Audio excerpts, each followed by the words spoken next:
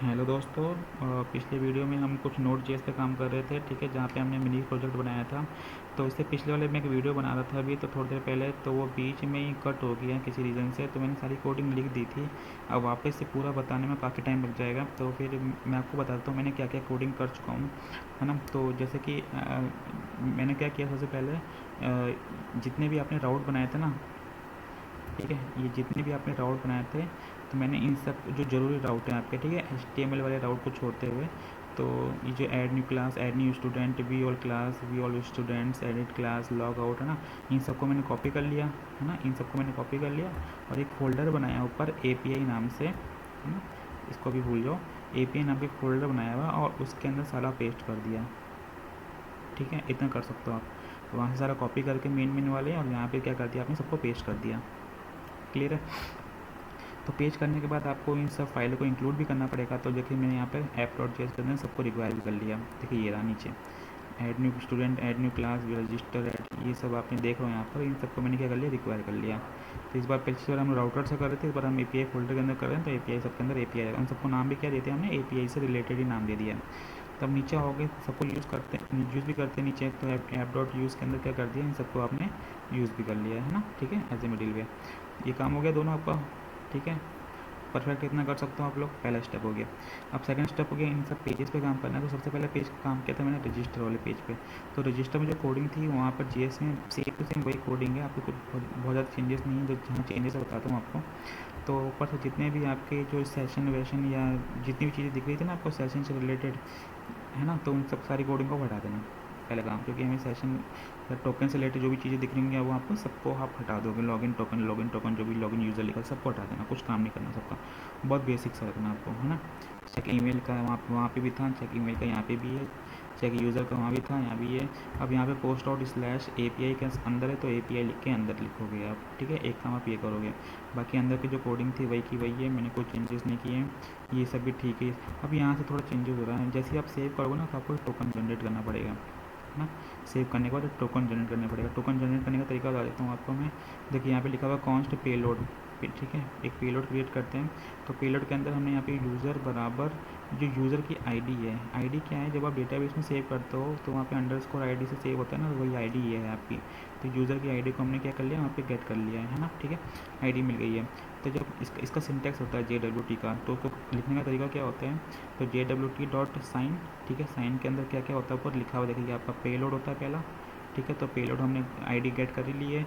दूसरा क्या होता है आपका यहाँ पर, ये सीक्रेट की, है ना, ये सीक्रेट की होता है आपका एक तरह से। तो यहाँ पे आप कुछ भी नाम दे सकते हो, मैंने ITG जोधपुर दे दिया, जो भी आपको सही लगेगा वही आप दे देना। आपको 2-3 पेजेस पे देना पड़ेगा, ठीक है। तो आप ये नाम दे देना। ये आपका कितनी टाइम है, मैं इसको एक्सपायर करना चाहता हूँ अपने टोकन को। जब कंपलसरी नहीं है लिखना इसको, पर आप चाहो तो लिख सकते हो, ठीक है। ये 3 आपको पास करने ही करने पड़ेंगे, है ना। अगर सब कुछ सही है तो टोकन आपका जनरेट हो जाएगा, ठीक है, यहाँ पे लिखा हुआ है। और कुछ एरर होगा तो आपको एरर थ्रू कर देगा। तो ये होगा रजिस्ट्रेशन पेज। तो मैं इसको टाइप किया पोस्टमैन के अंदर आके, तो पोस्टमैन के अंदर आप अंदर आओगे जब यहाँ पर, ठीक है, तो यहाँ पे पोस्ट सेलेक्ट कर लेना, यहाँ पे रजिस्टर सेलेक्ट कर लेना।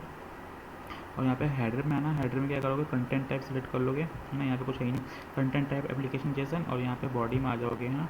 तो बॉडी में क्या करना है, आपको सारी वैल्यू भेजनी है, user name, email, password, confirm password, email, मैंने सबको भेज दिया।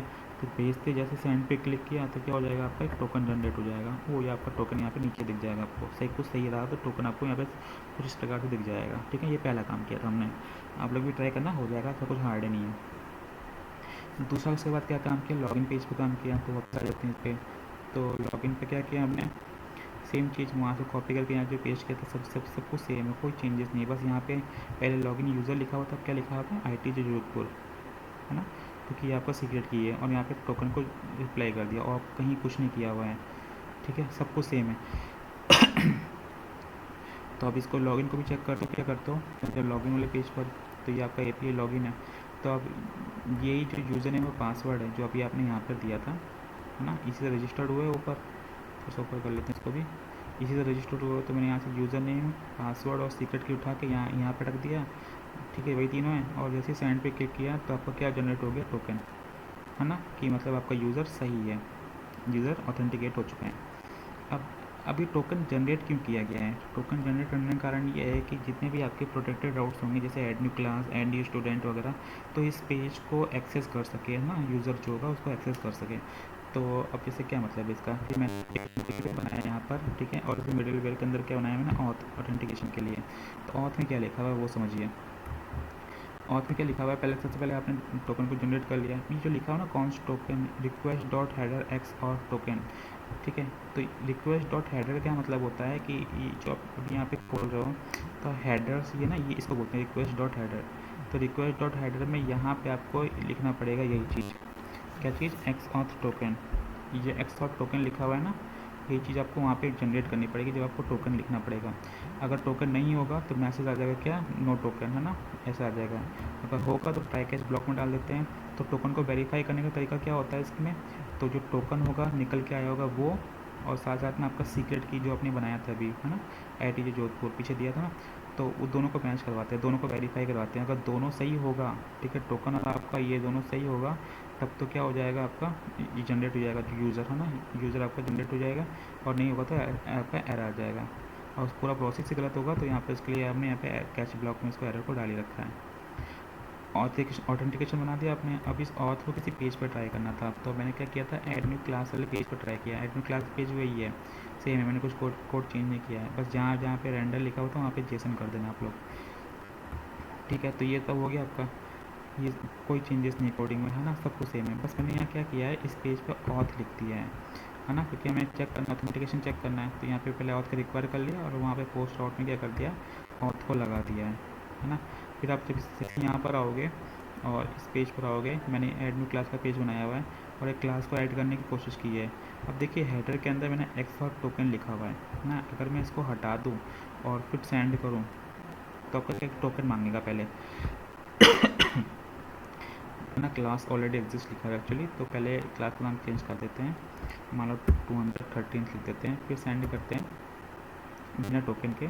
तो सबसे पहले वो टोकन की रिक्वेस्ट करेगा कि यहाँ टोकन नहीं है आपके पास, आपको टोकन देना पड़ेगा। टोकन कहाँ से आएगा, जो भी आप लॉगिन किया था आपने, यहाँ पे टोकन जनरेट हुआ था उसको कॉपी कर लेना और यहाँ पे आके एक्स ऑथ टोकन में, है ना, और यहाँ पे इसको पेस्ट कर देना, है ना। फिर यहाँ पे जैसे सेंड पे क्लिक करोगे तो आपकी ये क्लास भी क्या हो जाएगी, ऐड हो जाएगी। और आपको देखना ऐड हुई कि नहीं हुई है, आप अपने ब्राउज़र पे जाओगे, इसको एक बार वापस क्लास पे जाके क्लास क्लिक कर दो, तो ये देख रहे हैं यहाँ पर 213th ऐड हो गई है ना, ये सभी आपकी ऐड हो चुकी है। इतना काम मैंने किया था पर वो वीडियो बीच में ही बंद हो गया था, पता नहीं क्या हुआ, रिकॉर्ड नहीं हो पाया। तो मैंने कहा चलो वापस एक बार बोर्डली बता देता हूँ आप लोग को किया क्या था मैंने।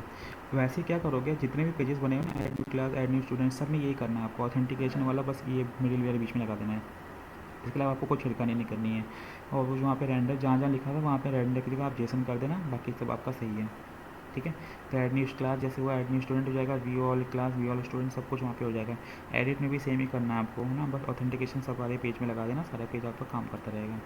तो ठीक है, इस वीडियो के लिए मैं इतना ही रखता हूँ। तो अगले वीडियो में मैं सब कुछ तैयार रखूँगा, आप लोग भी कोशिश करना सारी चीज़ें कंप्लीट हो जाए, ठीक है। Thank you so much.